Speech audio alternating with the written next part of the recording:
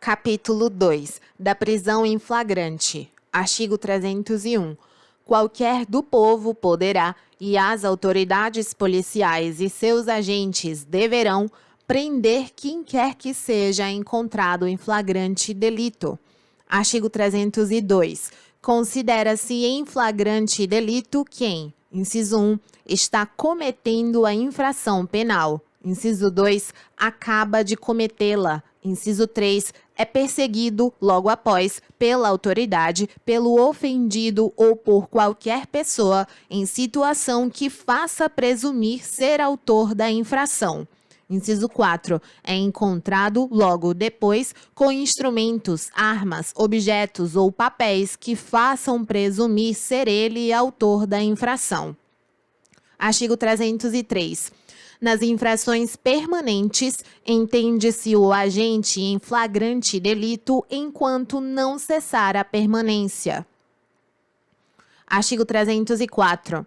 Apresentado o preso à autoridade competente, ouvirá esta o condutor e colherá, desde logo, sua assinatura, entregando a este cópia do termo e recibo de entrega do preso.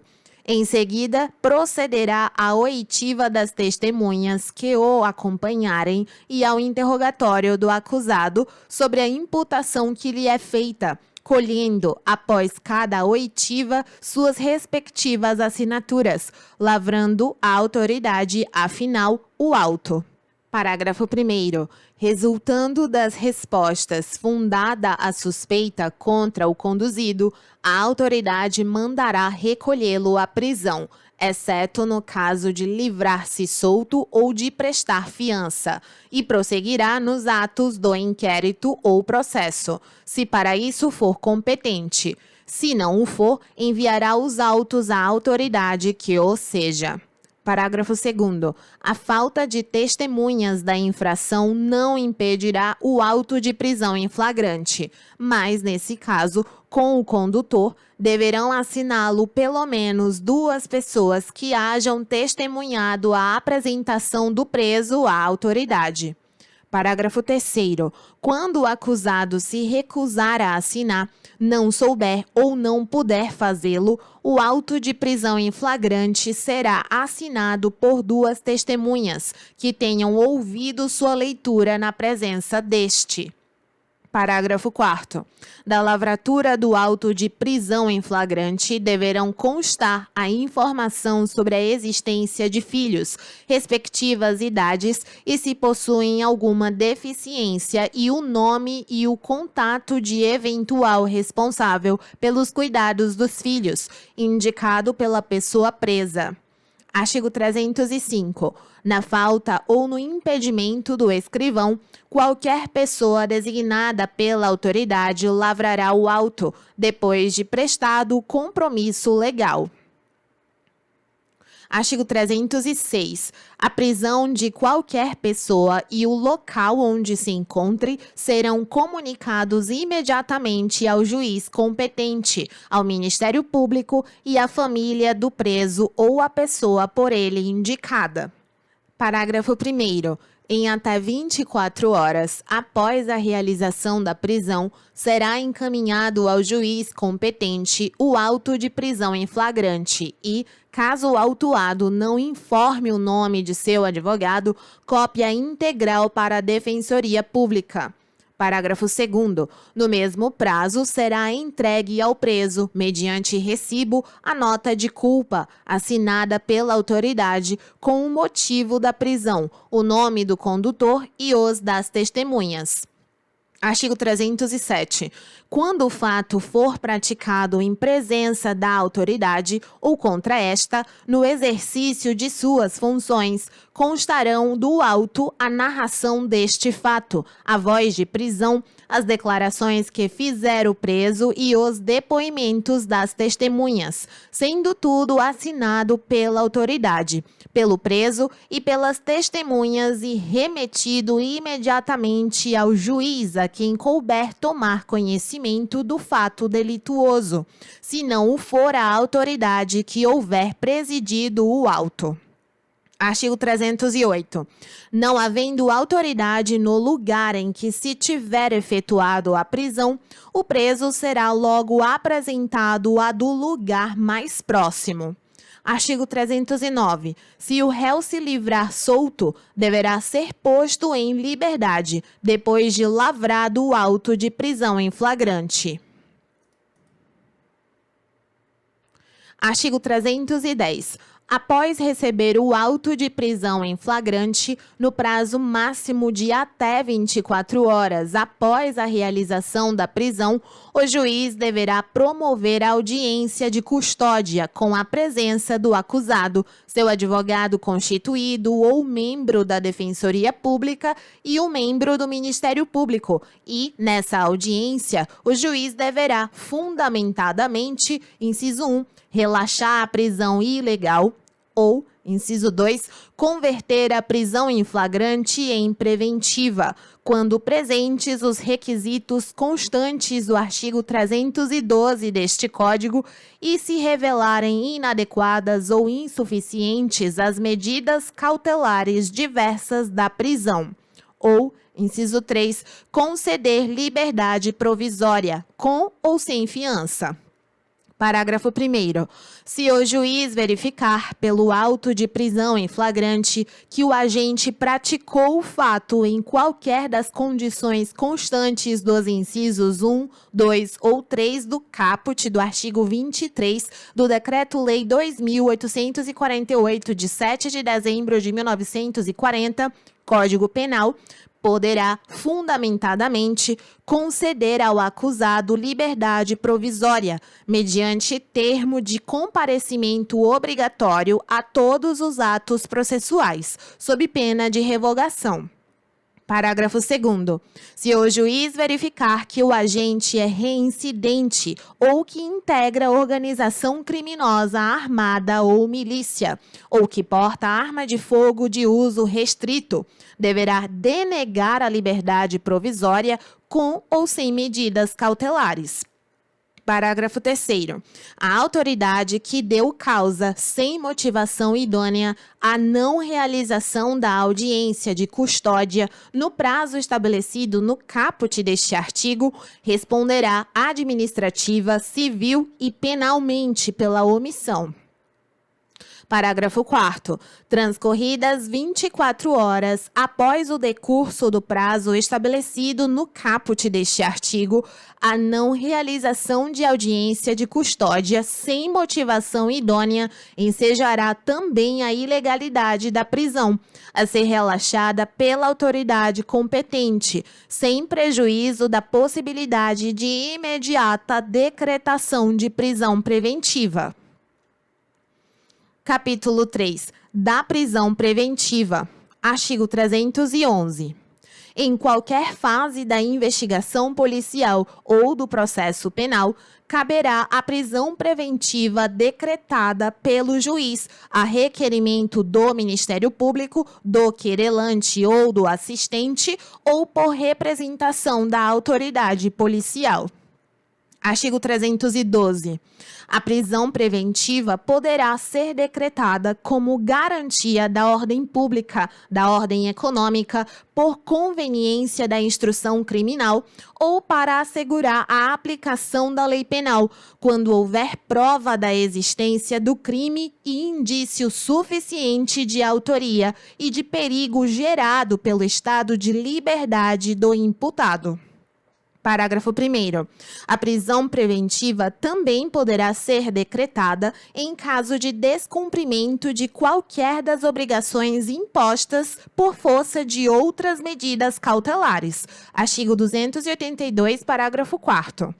Parágrafo 2º. A decisão que decretar a prisão preventiva deve ser motivada e fundamentada em receio de perigo e existência concreta de fatos novos ou contemporâneos que justifiquem a aplicação da medida adotada. Artigo 313.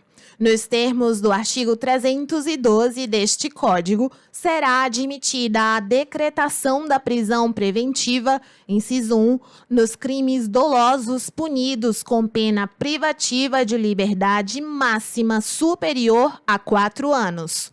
Inciso 2, se tiver sido condenado por outro crime doloso em sentença transitada em julgado, ressalvado o disposto no inciso 1 do caput do artigo 64 do Decreto-Lei 2.848, de 7 de dezembro de 1940, Código Penal. Inciso 3. Se o crime envolver violência doméstica e familiar contra a mulher, criança, adolescente, idoso, enfermo ou pessoa com deficiência, para garantir a execução das medidas protetivas de urgência. Inciso 4. Revogado. Parágrafo 1º. Também será admitida a prisão preventiva quando houver dúvida sobre a identidade civil da pessoa ou quando esta não fornecer elementos suficientes para esclarecê-la, devendo o preso ser colocado imediatamente em liberdade após a identificação, salvo se outra hipótese recomendar a manutenção da medida. Parágrafo 2º. Não será admitida a decretação da prisão preventiva com a finalidade de antecipação de cumprimento de pena ou como decorrência imediata de investigação criminal ou da apresentação ou recebimento de denúncia. Artigo 314. A prisão preventiva em nenhum caso será decretada se o juiz verificar pelas provas constantes dos autos ter o agente praticado o fato nas condições previstas nos incisos 1, 2 e 3 do caput do artigo 23 do Decreto-Lei 2.848, de 7 de dezembro de 1940, Código Penal. Artigo 315. A decisão que decretar, substituir ou denegar a prisão preventiva será sempre motivada e fundamentada. Parágrafo 1º. Na motivação da decretação da prisão preventiva ou de qualquer outra cautelar, o juiz deverá indicar concretamente a existência de fatos novos ou contemporâneos que justifiquem a aplicação da medida adotada. Parágrafo 2º. Não se considera fundamentada qualquer decisão judicial, seja ela interlocutória, sentença ou acórdão, que, inciso 1, limitar-se à indicação, à reprodução ou à paráfrase de ato normativo, sem explicar sua relação com a causa ou a questão decidida. Inciso 2, empregar conceitos jurídicos indeterminados, sem explicar o motivo concreto de sua incidência no caso. Inciso 3, invocar motivos que se prestariam a justificar qualquer outra decisão. Inciso 4, não enfrentar todos os argumentos deduzidos no processo capazes de, em tese, infirmar a conclusão adotada pelo julgador. Inciso 5, limitar-se a invocar precedente ou enunciado de súmula sem identificar seus fundamentos determinantes, nem demonstrar que o caso sob julgamento se ajusta àqueles fundamentos. Inciso 6, deixar de seguir enunciado de súmula, jurisprudência ou precedente invocado pela parte, sem demonstrar a existência de distinção no caso em julgamento ou a superação do entendimento. Artigo 316. O juiz poderá, de ofício ou a pedido das partes, revogar a prisão preventiva se, no correr da investigação ou do processo, verificar a falta de motivo para que ela subsista, bem como novamente decretá-la se sobrevierem razões que a justifiquem. Parágrafo único. Decretada a prisão preventiva, deverá o órgão emissor da decisão revisar a necessidade de sua manutenção a cada 90 dias, mediante decisão fundamentada de ofício, sob pena de tornar a prisão ilegal. Capítulo 4. Da prisão domiciliar. Artigo 317.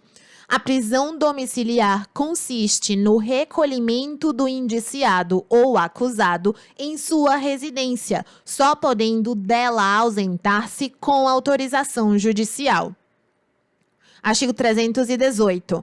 Poderá o juiz substituir a prisão preventiva pela domiciliar quando o agente for: inciso 1, maior de 80 anos. Inciso 2, extremamente debilitado por motivo de doença grave. Inciso 3, imprescindível aos cuidados especiais de pessoa menor de 6 anos de idade ou com deficiência.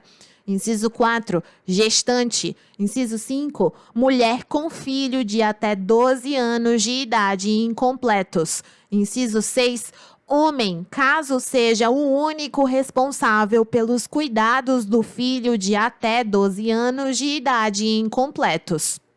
Parágrafo único. Para a substituição, o juiz exigirá a prova idônea dos requisitos estabelecidos neste artigo. Artigo 318-A.